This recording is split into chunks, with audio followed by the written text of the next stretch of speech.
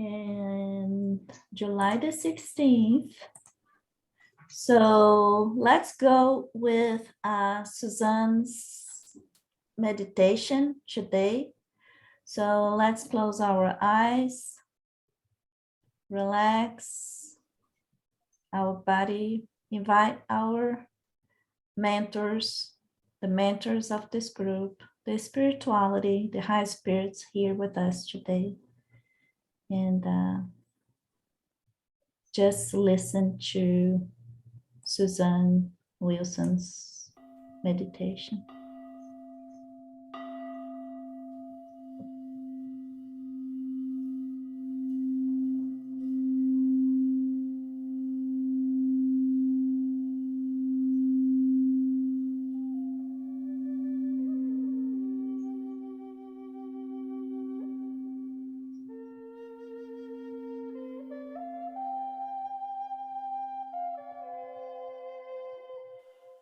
Sit upright in a chair, both feet on the floor. Yoga students may prefer the half lotus position, or you may need to lie down with a pillow under your knees to support your back. Let your hands rest in your lap, palms facing up. Close your eyes and mouth and breathe gently through your nose. With each inhale, visualize white light entering your body. And as you exhale, let all your breath out slowly, breathing in white light and breathing out all stress, anxiety, letting it go. Simply be in the now, the present, this very moment. Divine Source, thank you for blessing me with this day, with my life and all my many blessings. Thank you for giving me another day to be of service in this life and in this body. I ask that you cleanse me in divine white light, erasing all energy that does not belong in my auric field. Surround me in a beautiful, translucent, golden bubble of protection that is bathed in your divine white light, sealing in all my positive energies and good health, sealing out all negative energies, all ill health, all entities from lower realms, and I send white light to the lower realms, so that only peace, love, and protection may enter in. I give gratitude for my spiritual team, spirit guides, angels, and my loved ones in the light. I send this light out to each of my loved ones on both the physical plane and the spiritual plane. I send this light out to all those in need of a physical, emotional, or spiritual healing. I connect with universal consciousness. I connect with all beings who are in meditation at this moment. I am eternal.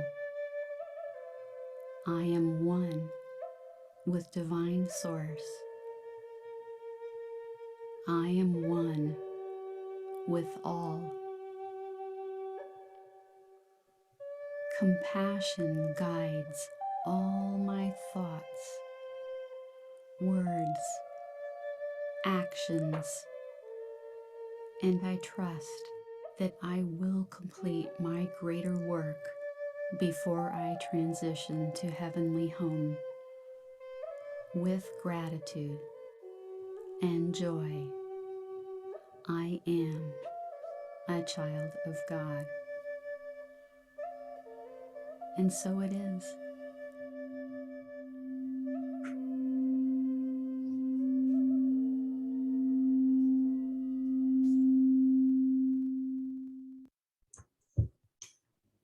Right, so keep on going. All right, so book suggestions. Lynn mentioned several times this book, Many Lives, Many Masters. And so just a reminder today. And if you haven't read this book yet, remember this is a several stories about people, real stories of people telling what their previous lives. Dr. Brian Weiss, he had his clients or patients being under how do you say Hypnosis. yes, hypnosis. Thank you, Lynn. And then all of a sudden they entered in this process of recalling, remembering all the past lives, some of their past lives at least. And so very interesting book. And it is one of those books, once you start reading the first page, you just don't stop until you read the last one. And I brought these other two books. We have talked about these two from Chico Xavier and Emmanuel, 2,000 years ago and 50 years later. Those books, they talk about Emmanuel life. So it's not like somebody, a spirit talking a story that happened 2,000 years ago. It is Emmanuel's, Chico Xavier's spiritual guide story. And so 2,000 years ago, he was this senator called, his name was Publius Lentulus. And several things happened, and eventually he died, and then 50 years later, his next reincarnation. So why I selected these three books, and we talk about A Pillar of Iron last Saturday. So if you read these books again, you're going to, oh, this is not 1970. This was a typo from my part. This is a book.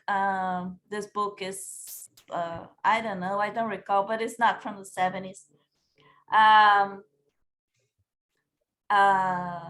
So if you read this book, and if you happen to read A Pillar of Iron, which is basically historical facts from the life of this senator Cicero, you will see a lot of, it's not coincidence, but there are a lot of facts in those two books that you can see it's exactly the same. And over here, it's not a spiritual book, it's just a historical book. Someone, Taylor Caldwell, the author, she's talking exactly how life was in ancient Rome. And over here, the same, how life was in ancient Rome, except that these two books, they were written like 30 years before this one. So the years over here, yeah, I forgot about putting the right year those books were written. But you can see a consistency between these two spiritual books and this one that is a historical book. And also you will see a very good consistency between the story mentioned in those books and these experiences that Dr. Brian Weiss is mentioning in this book. So there is a very fine line consistent line between this four books, and just, you know, I just thought about mentioning it. Oh, yeah, Lynn, please. Yeah, there's another link too with Taylor Caldwell, as you know, is a famous author, novelist, American author, novelist. She was very spiritual, but she also wrote another book in connection, her own spiritual revelations. It's called Searching for a Soul. And it's a wonderful book, her own personal spiritual revelations and reincarnation.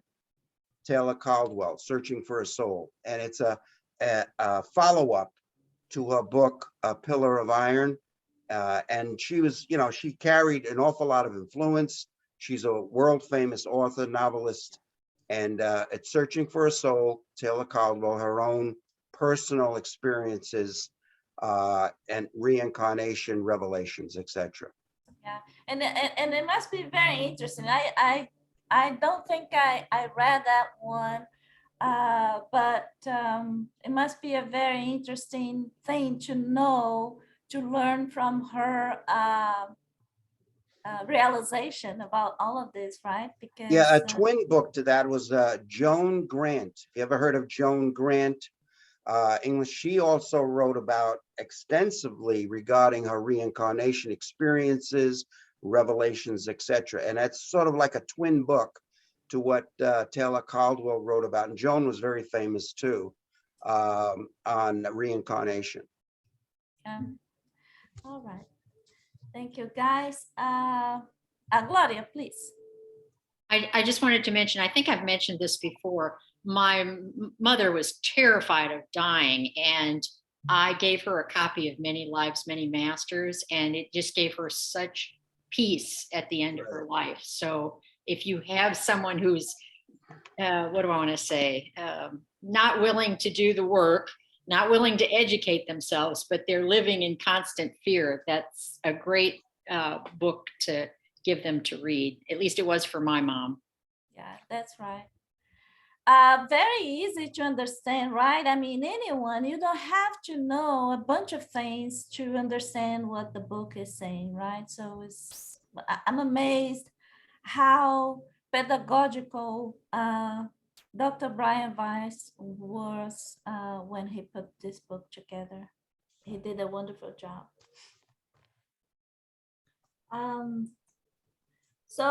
Okay, so in our agenda, August the 6th, so Sonia, she just contacted me. She happened to contact me, and then she was telling me the recent discoveries that she had, and I'm so glad that she was available to talk to us about that, and I'm looking forward to it. Yeah, so this is the flyer. And last time we stopped by the question 710, means of self-preservation in worlds where the physical makeup of living beings is purer than on Earth. Do these beings need food? And the answer is yes, but their food matches their nature. Their food would not be enough for your basic stomachs, and those beings could not digest your heavier food. So with that, let's go ahead and I realized that I didn't put in the right means of preservation. Means of self-preservation, 710. Oh, yeah, this is the last one. So the next one is enjoying the fruits of the earth. Do all human beings have right to enjoy the fruits of the earth? Any comment on that? I think it's very straightforward. This right is a direct corollary. I do not know how to say this word. Corollary? Corollary, yes. Oh my goodness, this is way too. Corollary. Corollary, yeah, thank you. Of the need to live, God does not impose a duty without providing the means of carrying it out. Art, go ahead, please. Sometimes there is a difference between rights and abilities. That's yes. I agree. Yes, yes, yeah. So it's up to the ones who are able to make that happen, right? So next, oh yeah, next is why has God made using material things attractive? Without reading the question or the answer, any comment? I'm trying to not share the answer, but this, why has God made using materials things attractive? Come on, Art, you still have your hand raised. What do you think? Oh, I was trying to put it down, but yeah, that's because that's the area in which we live, in the material things. And so we need to learn how to use what we have available to us. Yeah, great. Giles, thank you. Well, it's not only humans that find material things attractive. It starts off with fungi finding rocks attractive and thereby creating soil, what Americans call dirt, but is in fact soil, and plants can grow in it. And this is often overlooked when you read about biology. They skip this step that fungi must dissolve rocks, eat rocks in order to make soil so that plants can grow. So you've got first fungi and then you've got plants. And so why has God made using material things attractive? Well, everything is love. And so all of these material things are attractive to all kinds of beings. And they're attractive because plants find water. They think that's attractive.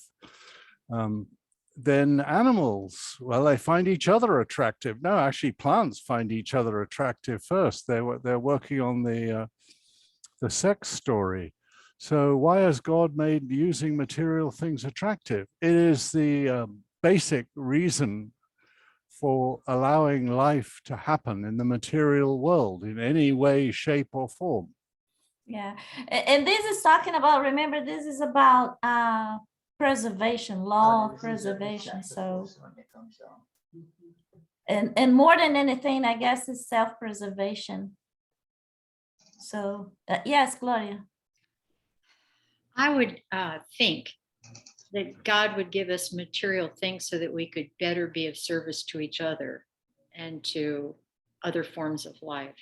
In other words, almost to use them as tools or shelter or as a way to grow more food, or in other words, a way to be of service. Yeah, yeah. We just mentioned Steve Spielberg, right? So someone who has means to do wonderful things and employ so many people with his movies, right? So, yeah. Thank you, Luis. Yes, it reminds us of the basic motivations in life, and we are here trying to learn other higher level motivations, right? Which is not that easy because we are very material still. But I remember that I was reading a report.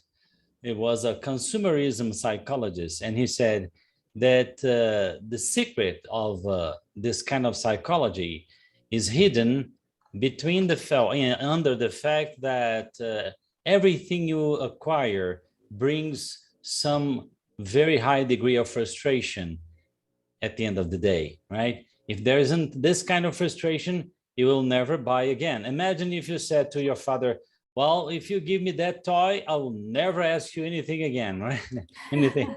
And yes, and then the next week you already want something else, because material things for older spirits will not be enough, right? They won't be satisfied, they won't be fulfilled with this kind of thing. So the the older the spirit is, right, the less satisfied he will be with some kinds of motivations that are very common. And that's the difference between, right, some of us and very high spirits that reincarnate, and they just don't play with those toys anymore, right? Yeah, yeah, that's good comment. Yeah. Len, please. It's one Thank of the you. foundations of giving.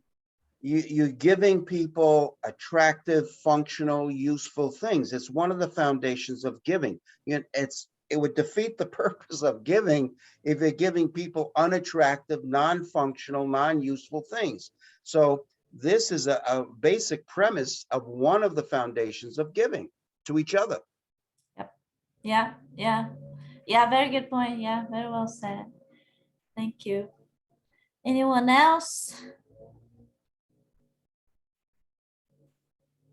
So, Giles, you have your own book, right? You have your own version. I would like to know what your version Yes, says. I do. 712. Yeah. What is the answer in your version? It says, why has God attached an attraction to the enjoyment of material things? And the answer is, in order first to excite man to the accomplishment of his mission, and next to try him by temptation. Yep. Yes. Well, you can imagine that I don't agree with that. That is absolute nonsense, because how can you live life as a human unless you pay attention to your roast dinner? If you don't, you die. So, and when people threaten you with weapons, you have to pay attention to them, because if you don't, you die, and so on. And that's the whole point of the material existence. And the miracle is, of course, when you are born, you have forgetfulness. You forget everything and have to start fresh, although you come with your character. Sorry, Luis, please go ahead. Thank you, Giles. No problem. Okay, thank you. Well, I think the word temptation here is exactly about what I was saying, is that when you are to a certain extent, right, evolved, some things that were useful for you or were meant to be useful to you in the past are not meant to be useful anymore, and this becomes a temptation now, right? So at the same time, if it was a motivation in the past, now, right, it shouldn't be anymore. That's why the Apostle Paul said, everything is all right, but not everything is convenient. It's convenient to me. Yes, yeah, that's exactly what I remember. Yeah, because and this is the temptation, right? Temptation is something that you repeat and repeat. I remember once a friend of ours, he was the president of the Spiritist Union in Minas Gerais, and he was talking to Chico Xavier, right? And he had been promoted in the army. Well, Chico very delicately, very subtly came to him and said, look, man, you've been doing that for some thousands of years. Wouldn't you like to, give it a change, to have a change of heart? What about a game changer in the situation? Why are you going to go on and on and on? So she was kindly saying, you've been repeating that same procedures thousands and thousands of years. Don't you want to take the opportunity of knowing me, for example, knowing this material I'm offering you to, right, to a turning point, right, to give it a turning point in your life? That's what's the moment of temptation. As she was saying, okay, you've been motivated for this, but this kind of motivation for your spirit maybe now is going to have side effects. Because when our motivation doesn't change, even with the growth of our spirit, this motivation will start bringing us side effects, collateral effects. And then that's what I think Chic was telling him about. Mm-hmm. Yeah, very nice. Thank you, Luis. Okay, so hence the next question. What is the purpose of temptation, Luis? Like you said, to develop human reason so that it may safeguard humankind from excess.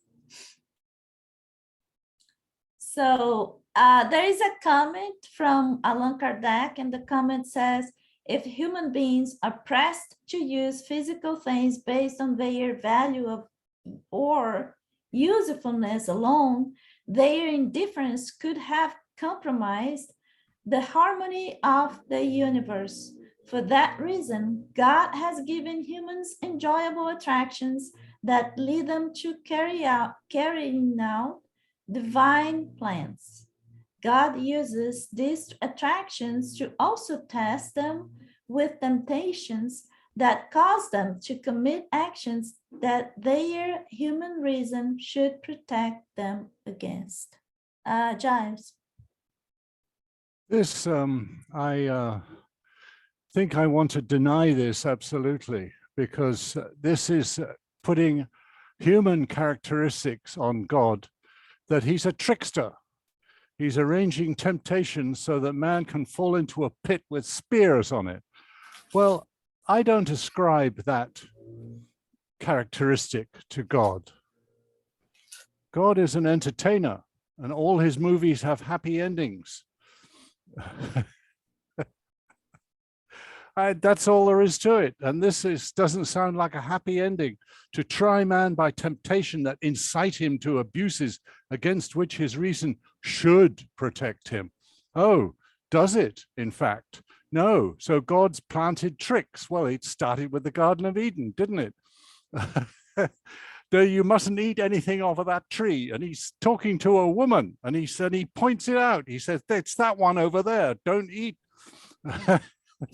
Sorry, that's Dave Allan has just taken that to pieces. And why? No, it's just illogical. Thank you, Gloria. Instead of the word, I'm offering an alternate. Instead of the word temptation, think of alternatives that are placed by an all-knowing God for our own spiritual growth. In other words, the word temptations I can see having problems with, but really what it is do you want door A or door B, and knowing full well what's behind both of them. And one is going to be a pathway to spiritual growth and the other to more materialism. I can see God providing those because we're always a choice. We're always a choice. And do you want to grow your spirit, or like Luis's example, do you want to stay in the military rut for the next 6 or 7 lifetimes until you recognize that you're stuck? Mm-hmm. So I would just think of alternative definitions of that word temptation. I like alternate opportunities or alternate choices better than temptations. Yeah, and I like that perspective. Yes, thank you. Luis, please. Yes, I think one of the things we have, thank you, Gloria, is the same thing I think about that. And the origin, the etymology of the word temptation is test. It's just a test, right? After you've been going on doing something that was very motivating, suddenly here comes a test to see if you still have that kind of motivation. If you don't, you can pass the test and go ahead to other kinds of motivations. Even Jesus Christ there in the Bible, he was tempted, remember? And every time the guy, the devil, tempted him with something, he said, no, because of this. So he didn't fall into temptation because he was an angel. He was somebody who didn't fall in those traps of the world, those traps that also are a test, because the word temptation from Latin, the etymology means test, right? You are under test, right? It's not an atonement, it's just a test, right? So for example, I remember one spirit saying that in the spiritist circle, the spirit came through and said, well, I wanted to be one of the most famous artists in the world. And I came to be. I fulfilled that desire. But I was so sad. I was so miserable in the last reincarnation when I reached the top of fame that I decided to go other ways. And I decided to be a scientist. And with my science, and after several reincarnations involved the science and the intellectual world and academia, I reached a very, very prominent situation that brought so much disgrace to me and my family at the same time. So I decided to get into politics and so on and so forth, right? Until he said, oh, then I discovered spirituality and other motivations. And I came to myself that things were going so wrong because my spirit was feeding or nourishing from very basic stuff. And I needed something much more, how can I say, substantial for my spirit. My spirit was not that young to go for this kind of things anymore. So I think this is the temptation is also always a test, right? Emmanuel usually says that until we become angels, we'll fall into temptations. Yeah, and that's what I would like to add to your comment, Luis, because I believe those temptations is nobody putting them in front of us or telling us, okay, this is our nature. We set up that because at some point we got to a place where we see ourselves not improving anymore, not stepping up any longer. We just got stuck. And then those say alternatives, then they are set up for us. So just to see, how far away we have, exactly. To go. Yeah. Thank you, Leda, please.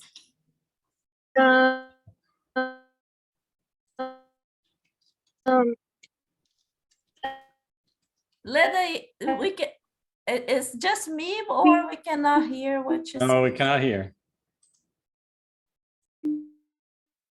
Maybe if she turns off her camera, maybe the camera and the audio is too much. Yes, Leda. Okay, so I don't think we lost her. Yeah, sorry, Lynn. So please go ahead. I think she'll be back.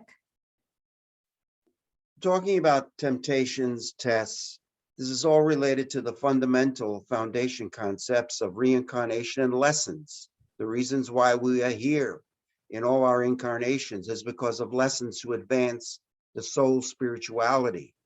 So the temptations, tests, this is all integrated into our lessons to learn to advance our soul spirituality. That's the whole reasons for the incarnations. Yeah, and it's not a matter of punishment. It's not someone like God putting in, okay, so let me test you, but us.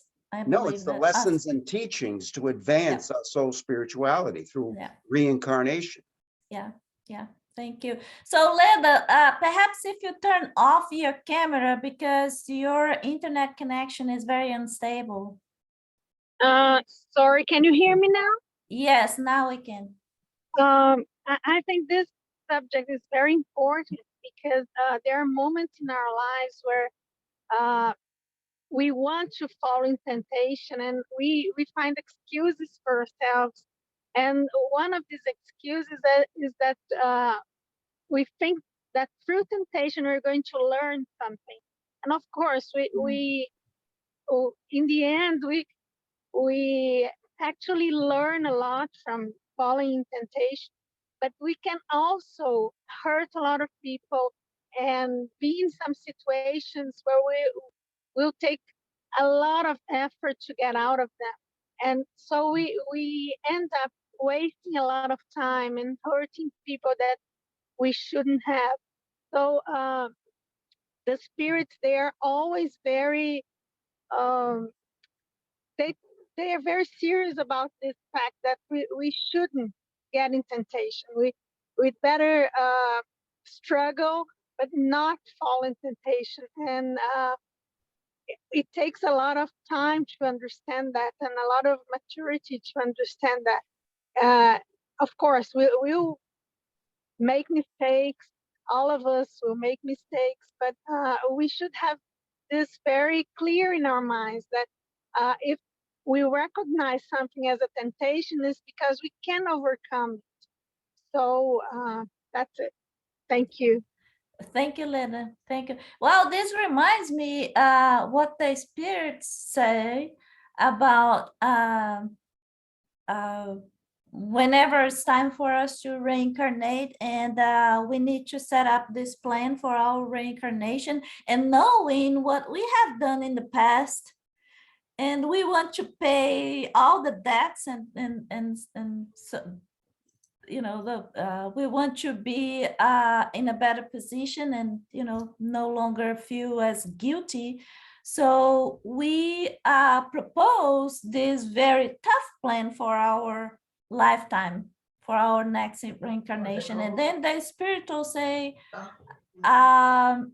they say, well, the spirits, they say, well, are you sure you really want to pass through this and that experience? Are you sure you're ready for this experience? So those are the temptations. So for wealth is one of them, right? You have to be very mature to deal with this kind of temptation. And so, yeah, that reminds me, all the advices, the spirits, they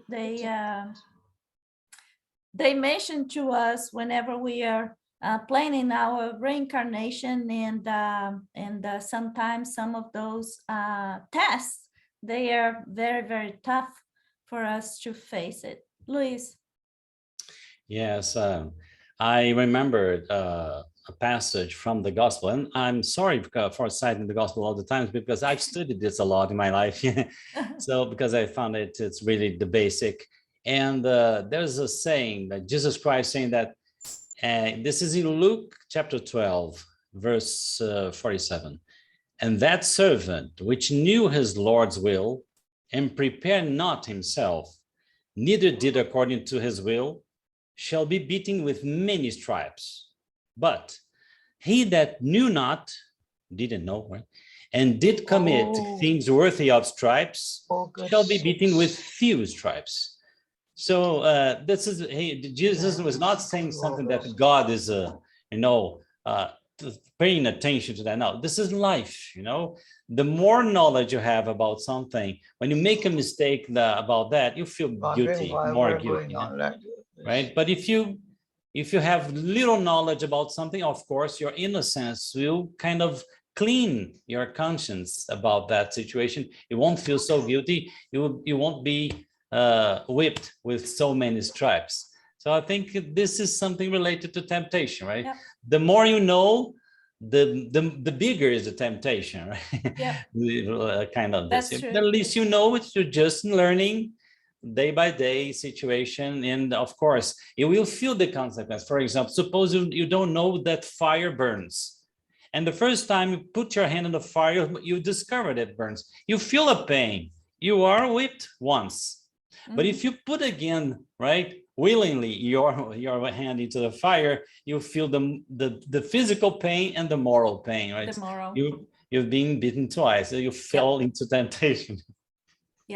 Yeah, very good point. Thank you, Luis.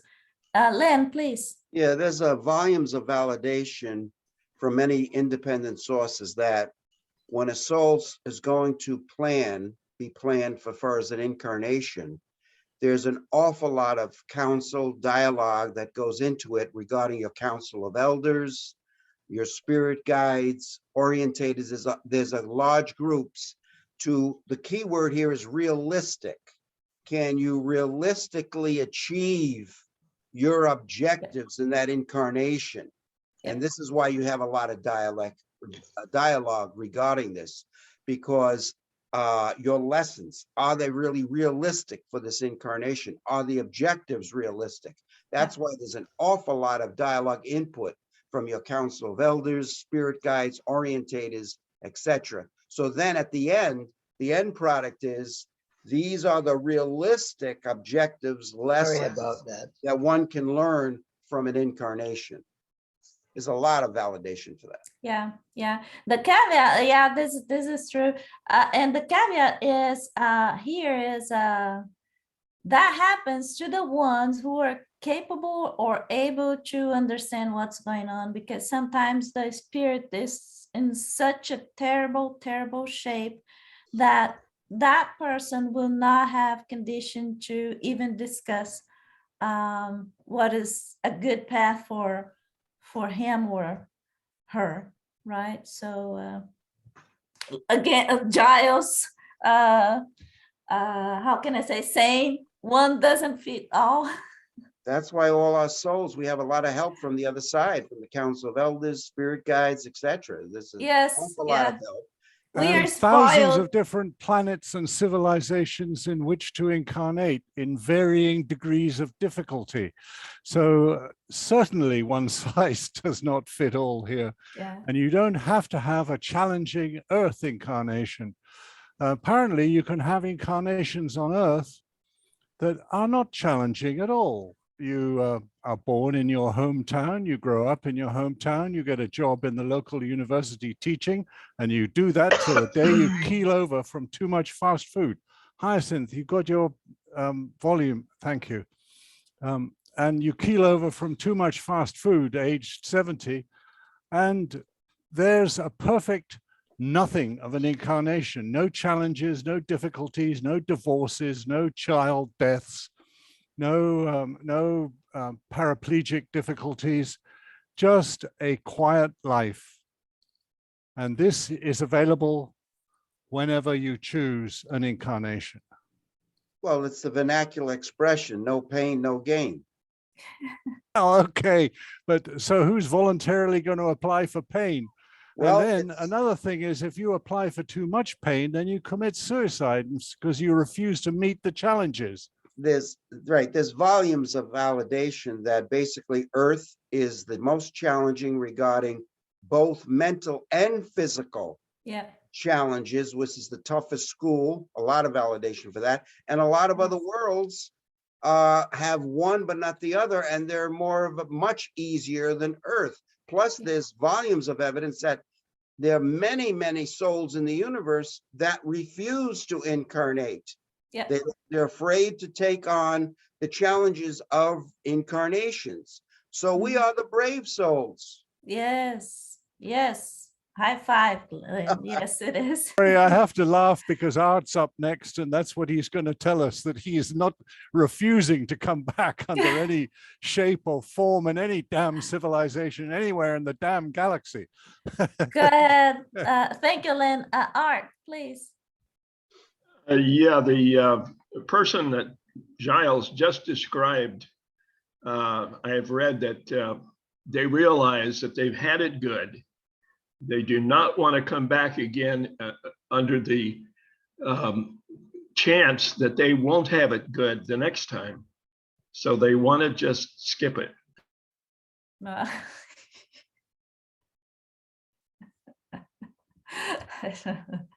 I'll tell you what my thought is. I don't want to skip anything. I just want to pass. I want to move on. Gloria. My thought is that we can't see the big picture. Only God can see the big picture. Yeah. And that person with that idyllic life that Giles described may be here for someone else and play a very vital role in that spirit's growth and volunteered to do that in an idyllic life. And we don't know that. We don't know what the purpose was for that person to incarnate at this time in that little town or whatever. And it may have been that soul's purpose to do that in service to another, is what I'm trying to say. Very valid point. Yeah, we don't see the whole picture, right? We do not know. We don't understand the whole thing. That's valid. Very good point. Thank you, Gloria. Una. I have a question for the group. If your soul is committed or is in the Earth school of reincarnation, the Earth school, does that mean that you have to continue to reincarnate on this planet, or can you go other places? If you really had enough and you want to break. Yeah, I mean, the way that I understand, you were not tied to this orb only, but I guess you are tied to similar or equivalent. It's based, remember, because it's frequency, right? So if you are still, if you are a certain development, there is no way you can go to a better world because you are not there at that level yet. So you don't have to be on Earth, but perhaps a similar or equivalent type of vibration. Anybody else want to mention anything on that? Yes. The hyacinth's next. Yes. I'd like to say that I don't know why we think that Earth is the only one. I mean, if we look around at the billions and billions, we are not the center of the universe. Absolutely not. You Far know, from it. and so that I think that there's a lot that's going on that we don't know. Yeah. And even if we have guides who tell us, you know, we have very finite minds.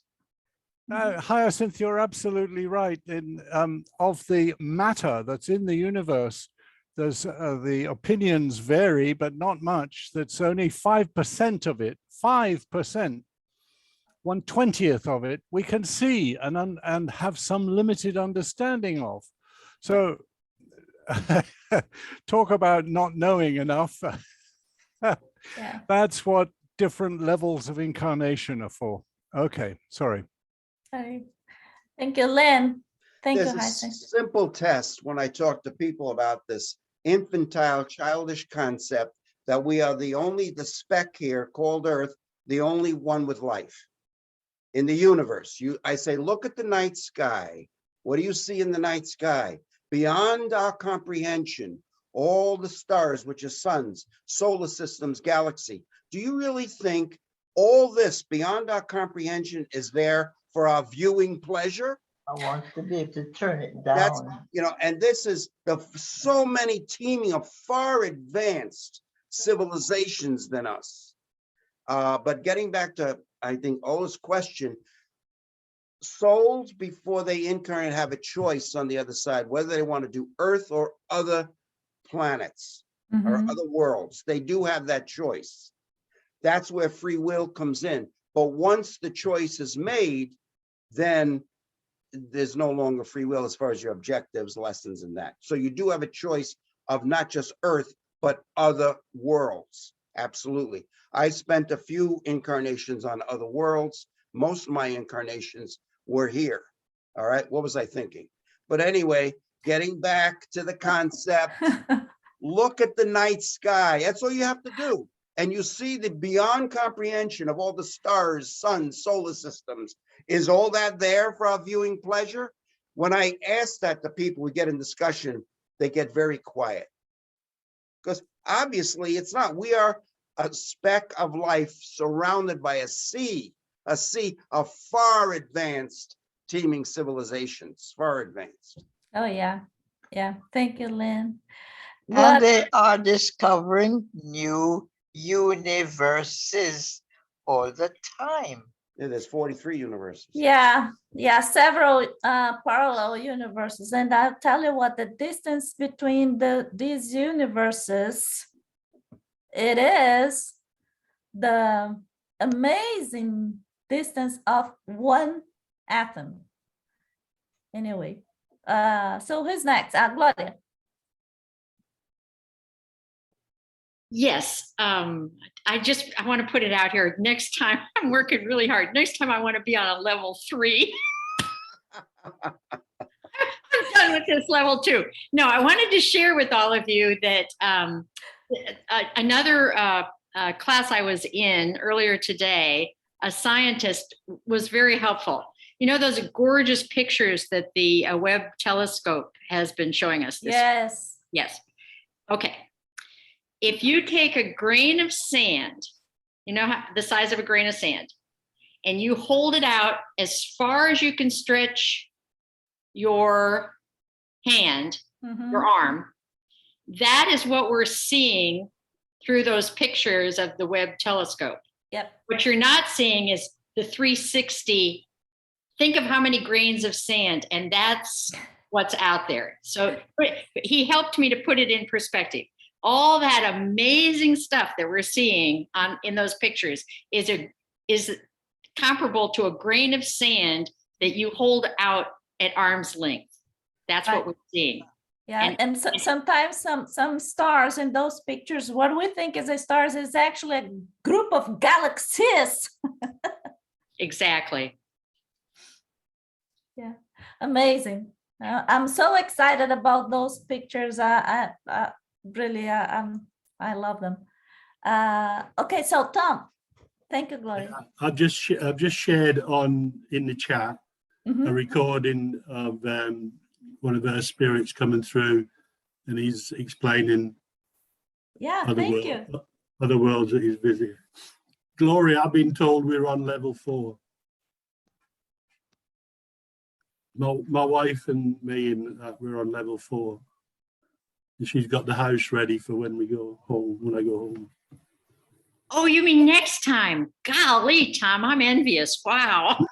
No, when I go home now, it'll be level 4, but we don't have to come back now. We've done what we've done. That's what we've been told. So anybody want to download that and listen? Yeah, I just did. Yeah, I'm gonna listen later. Yeah. I don't know if everybody else can download it. I don't know. Everybody can. Yes, it's just how do you download? You just click it on the file. Yeah. Click on it, it'll download. You can download it. Then you can hear it at your pleasure. Thank you, Tom. Appreciate it. Luis. Sorry. I think Len wants to speak first. Just real quick, getting back to extending the concept of the grains of sand that Gloria mentioned. The old axiom is there are more suns, which is stars, in the universe than there are grains of sand and on the beaches of the world. Yep. That's a very nice analogy that puts it all in perspective. Yeah, that's very all. nice. Thank you, Lynn. Please. Yes, and going through again the subject of temptation, there's another intriguing aspect of temptation in our lives is that temptation is a means of attracting the spirit to its karma, right? Yeah, because many times we are attracted to things that will give us rise for paying our debts. So temptation is also something that, for example, I remember there was an institute about studies of reincarnation here in São Paulo. The institute was called the Instituto Brasileiro, Brazilian Institute of Psychophysical Studies, something like this. And there were lots of several very interesting cases of reincarnation in Brazil. And one of the cases, and some of the cases, the people when they were children, they were afraid. For example, there was a girl who was very afraid of planes because she had some kind of recollection of the past life in the Second World War, right? But now she works in the aeronautics, right?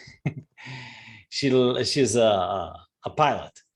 So, I think it's something that we have to understand that many times we are attracted to something that will give us the opportunity to pay our debts. But we need to be clever, give it second thoughts, because I think it comes down again to the same thing. It's Chico Xavier talked to that guy. Look, you've been going on that pace for 1,000 of years, and wouldn't you like to change? It's going to be good for you if you can change, right? Otherwise, this is the collateral effect, right? Of falling into the same circle of behavior. That's it, just a comment on that. Thank you, Luis. Okay, so we read the comment, right, on 712A. 713 is, has nature indicated the clear limits of pleasures? Oh, this is a tricky one. Luis, you have your hand raised. Okay, so has nature indicated the clear limits of pleasures? 713. Maria.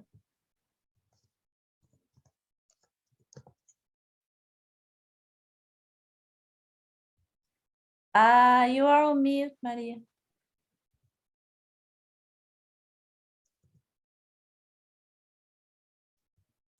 All right. Sorry. I think that we need limits nowadays because we don't use the resources to meet our needs, but to meet our excesses. We need to develop a way of life that we learn to use only we need. But many times we want to fazer reserva, how I can say it in English? Guardar, fazer reserva. Save many things that we think we need in future, but when future is present, we don't use the things. And I think that we need, for instance, for many times, the limit that the nature can give us. One day we won't need, one day, but now we need, because we don't know to use the things regradamente, how I can say.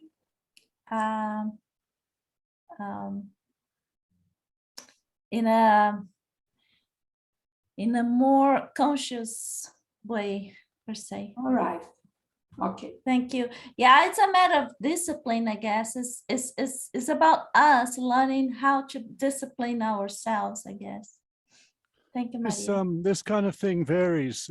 We have, and it's an impossible question to answer, because according to my reading, we have to fulfill 1 million years as incarnated as a human to fill the human experience. Now, we can shorten this or we can speed it up. We can speed it up or we can make it longer. If we're bad boys, then we'll go longer. And if we're good, it'll be shorter. But who are we talking about? Because the first few hundred or thousand incarnations that you have, if you choose to have them all on this planet, you're not good for anything. You have no, you're recently arrived from the animal kingdom and you're a mess. And you're just starting to get things straight. Now, later on in the last 1,000 incarnations, after your 990,000 years of incarnations, you are now a very different person. Your spirit has grown enormously. So here we go, and this dumb phrase again, I'm sorry. One size does not fit all. You can't talk about human development. Who are we talking about? The one of the first days at school, or midway, or later on? So this should always be specified when we're talking about generalities of human development, because where are we? Beginning, middle, or end? Sorry. Yeah. Thank you. Luis, Olivia. Regarding this 713 question, I remember Socrates, right, the philosopher, who said that when your skin is itching, you start scratching it. at first it's pleasurable. But if you go on scratching, it's going to bleed and will cause pain. That's the limit. Oh yeah, I love that. Yeah, I'm gonna use it. Since you were the last one, would you please read the answer for us, please? Okay. So has nature indicated the clear limits of pleasures? Yes, limits that coincide with your needs. Excess leads to gluttony and you end up punishing yourselves. That's the thing. I think the vocabulary is old here, right? Not punishing yourself, but the nature will automatically do the job, right? For you. Yeah. It will bleed, exactly. it will cause pain. There will be consequences, right? Yes, yeah. That's it. Yeah. So even water, if you drink a whole lot of water, it's going to be bad for you. Yeah. So 714, what should we think of those who seek to enhance their pleasure in all sorts of excess? Any comment? Yes, of course, there's a comment I on knew that. it. Opium. That's what he was talking about. Opium and cocaine. These were two popular activities. Oh, not to mention laughing gas. They had meetings about this kind of thing. And and again, it's a matter of educating yourselves. Look for what they are doing with marijuana. How do we say marijuana? Is making it legal all over. Finally. Okay. It can be a medicine, right? Thank you. Hyacinth. Well, I think that they seek to advance pleasures for their own way, and they don't know what they're doing actually on the higher level. And I can't criticize or denounce. They're doing what they think, but I can actually be sorry for their misunderstanding. Yeah, I like that. Thank you, Hyacinth. Lynn. Yeah, it's the very fundamental concept of too much of a good thing, everything in moderation, and basically the individual becomes a slave to their excesses. Right. Yep. Very good. Very good point. Thank you. Una. I think it's Silver Birch has said something about judging and judging people, that most of us here aren't in a position to judge people. I think that's one of his quotes that Wendy sometimes puts on the Afterlife report, because we all judge. We all do things like that in our incarnations, and it's really easy to do. So with people who enhance their pleasures to excess, it's really easy to judge, but you don't know what's behind it or anything like that. So I'm trying to teach myself not to do those things. Yeah, and it's a very nice thought. As a matter of fact, one day I was passing by a traffic light, and there was this young guy. He was asking for food or money, whatever, and then my husband at that time, he was saying, well, I did not give them because he is in good health. Look at him, he's young, he can work, etc., etc. And then I said, that's exactly what I said. I said, we do not know the whole picture. We do not know all the experiences. Why judging? Just, if you have the money, if you happen to have the money, just give the money away. If you happen to have food, just give the food away. If you do not have anything, say a prayer for that person, but as a minimum, we should never judge, right? Nobody knows what is how painful it is to be under your skin or somebody else's skin, right? Hyacinth, please. Yes, because again, St. Stephen said one should not judge because one does not know the reasons why. They don't know that situation. Yeah. So again, it's not to judge, but to have sympathy and to hope that they will find it. Because when they are stoned out of their mind, that's not being good to anybody, not to themselves either. So, yeah. But I mean, I know, for example, people have said to me, I drink to forget. And so I am not in that situation where I want to forget. Yeah. Yeah. I cannot judge. Yeah, exactly. Yeah. Thank you, Hyacinth. Leda, please. Oh, you're on mute, Leda. Sorry. I think the problem is with seeking pleasure all the time is that you develop a sort of not being able to bear sadness or bad things, and you become spoiled in a way. Like we sometimes parents do that to children when you don't want your children to face any bad circumstances, any bad situations, and when they actually do, they have no idea how to deal with them. So that applies to us as to our children. We have to be able to deal with the bad things that happens in our lives, to face them.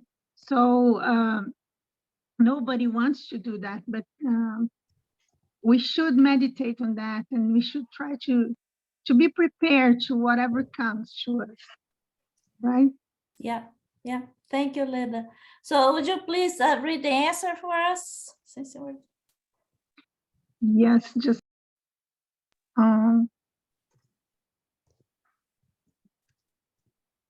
so what should we think of those who seek to enhance their pleasure in all sorts of excesses? Such individuals should be pitied rather than envied because they are very close to death. Physical or moral death, both. Yeah, that's we should not judge, and we should have compassion and try, because these people, like when we do that, we'll be facing a fall in the future. Yep. So we have to help people to not get into this kind of fall, right? Yeah. Thank you, Leda. Thank you. Yeah, that's exactly what and that's exactly what Louise was saying, you know, not only physical, but also moral pain. It's worth reminding everyone that all stories have happy endings. You just have to hold your breath for long enough, if you can. Yeah. And this idea that you have a physical death and a moral death, both. What kind of a trickster would arrange that kind of things? This ain't right. The God of love that is love does not arrange tricks for humans to fall into pits with spikes on them and moral death. What is that supposed to mean? You're now dead to empathy and understanding forever? I don't like it. Yeah, just a language figure, right? It's just a figure of language, not really. And also, this is always about us, you know, not, you know, God doing anything or punishing us, but this is us, like Louise was saying earlier, you know. Oh, Louise, please. Yes, of course, this moral death is just a death that is a posture that puts us into difficult situations, in situations that are hard. Look around this planet, around you, you'll find so much suffering that was many times caused by moral death, right? But of course, this moral death is just figurative thing, as for us to say, because it means that actually most of us on this planet is under some kind of moral death, right? So because we made some very huge mistakes, and we're here to try to fix the situation and to feel good, to feel better, right, in front of our our neighbors, right? No, So that's it. This is, I think, what it's moral death all about. It's not that is forever like the hell or something like this. Of course, recovery. Of course, even Jesus Christ said, "Forgive others." If he asks us to forgive, why not God will forgive? Why won't God forgive us, right? Yes, exactly. So if we need to forgive each other, why don't God forgive? So I think this is one of the problems. We can realize this. One of the problems of the spiritualism and religion is terminology. If we come to agreement about the right terminologies and things like that, you can feel that. I think almost every meeting we have here, there's some tricky terms that can, if we are not open-minded, if you're not here on behalf of fraternity, we just, right? Get out of the way very easily. And that's why I admire this group very much. And I think I want to congratulate everyone here for this great effort of communication among people from different cultures. Thank you so much. Thank you. Cultures and languages and well, different backgrounds. Len. Yeah, the basic principle is that you have spiritualism worldwide, but you have a wide diversity of cultures. Cultures affect not only terminology, but attitudes. So you get a great diversity here, but what is good is when you could then align all the terminology up with the cultures and attitudes, and you come up basically a lot of the same concepts. Yeah, and remember, so for example, I am from a Latin culture right now, but this is in this lifetime. Who knows what happened last time? Right, so I might have some of the culture in me. Anna, don't be so modest. You know perfectly well what happened last time and the time before that. You were a good person, you had 2 children and they grew up to be adults, and the time before that and the time before that. And so that's what you told us before, that some psychic had told you about your previous lives. So don't be so modest. You've been good for a long but what time I'm saying now. is, what I'm saying is about culture and I've been in the others. I know I have been in other civilizations and different civilizations, and perhaps you have been a Latino last time. So that's why perhaps we are able to understand each other. Yeah. You were a nun, Anna, correct? You were a sister. You were a nun in one life. Yes, I was. And Louis was a priest in one life, Jesuit, correct? Kind of, that's it. Yeah.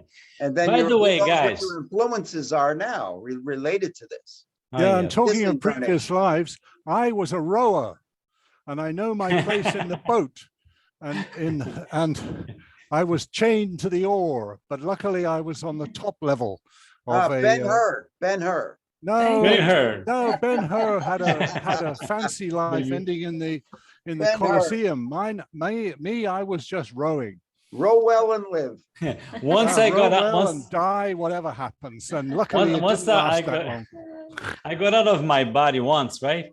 And I said to myself, I couldn't see any spirits. I was very conscious out of the body. I said, I want to see spirits. I'm out of my body. Why can't I see spirits? I need to pray, because by praying, I can raise my vibration and I will see spirits. Do you know what I did? I got down on my knees and started praying in Latin. And I said, no, I'm not that guy anymore, right? So and then I started praying normally, the way I usually pray now. And I started listening to spirits, and I was a little bit afraid and got back to the body, right? So very spiritual like the being. Ben-Hur analogy. You were Charleston Heston, right? In one life. Charleston Heston, right? You were Charles in Ben-Hur, right? Yeah, Ben-Hur. Yeah, we'll call you Charleston Heston from now on. Yeah, okay. By the way, guys, each time we met in our dreams. I don't know if Australians are here, but we couldn't meet in our dreams. Why not, right? Let's get together, right? Yeah, well, why isn't it shaking her head? I'm making a face because I am totally incapable of of controlling my dreams in any meaningful way. It's happened Okay, yes. maybe 3 or 4 or 5 times in 70 years. So it's, I doubt very much I'm going to be able to suddenly produce it out of nowhere. Next But we have a lifetime, team maybe. now. We have a team, and the spiritual team. Yeah, they're helping us, right? Yeah. We need their help. It's a good As a idea. matter of fact, yeah, okay, so this is 419. Let me stop here. Let me just say something. I have very good reasons to believe, and as I have seen, that this group is actually much larger. We have other people joining us, not incarnated. And yes, we meet whenever we are not in our bodies, we meet we continue to learn. We continue our studies. Yeah. Once I had a very strong sensation. I had a dream with Haising, but I couldn't remember exactly what, where, right? But a very strong sensation. I told Livia, I think I was talking to Haising somewhere. I don't know where and what, but it was very funny, the sensation, right? Yeah, and it was a very nice experience to see the coordinators. Evidently, it's not me or Luis or Livia. We have spiritual coordinators of this group, and it was very nice to see them coordinating everything. And I could see everybody. I could see this group and other people as well that we don't see, but they are there. Anna, before you go, just Emilia, is it a newbie or someone that you know? Emilia. Emilia? I thought it was one of your students. No. No. Hi, Emilia. Can you hear us? Is it it sounds like a Portuguese name, isn't it? Yeah. Emilia. Yeah. Okay, Saint. Hi, Saint. No, again, quoting St. Stephen, that once when he came on, he said, "Oh, am I invited to the party?" And they said, "Which party?" And he said, "There are lots of people here." Wow. And they are listening and learning. Well, that's it. Yes, yes, that's exactly what it is. Yeah. Folks, I got to make one remark. I talk probably too much. What I am repeating is not knowledge that I have directly experienced. I am repeating things I've read in automatic writing books. And these I take to be 99.9% true. And according to the understanding of the writer. And when you read a lot of them, of course, things start to overlap.